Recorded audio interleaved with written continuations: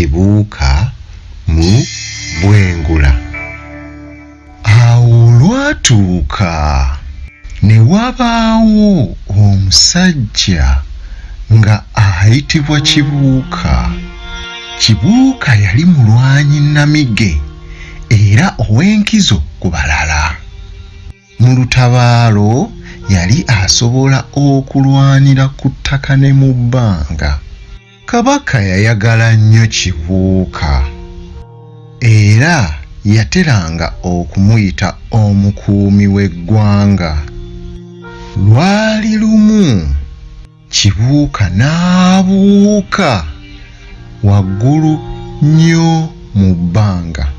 Yayita ne mu bire ne yeesanga mu bwengula. Mu bwengula Kibuuka yatunula wansi n'alaba ensi.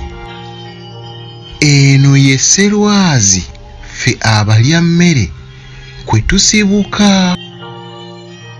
Ensi yali neetooloovu ng'omupiira ate nga yeetooloolera ku nkulungo y'enjuba. Ensi yali erabika bulungi nnyo. Sserwazi eyali esinga okwetooloolera okumpi n'enjuba ye Machule. Eno ye yali esinga okwokya.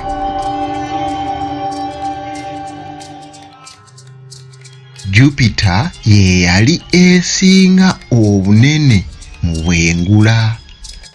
Jupiter nnene okusinga Sserwazi zonna awamu, wabula Jupiter nnene. Ne kuddako Satani,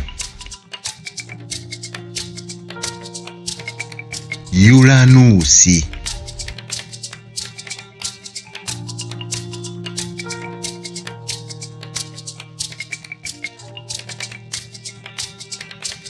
Nepituuni yalina embuyaga nnyingi.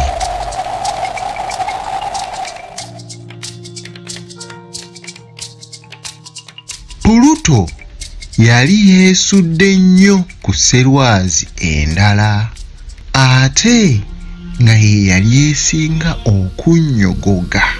Yali ennyogoga nnyo nga Kibuuka tasobola na kubeerayo.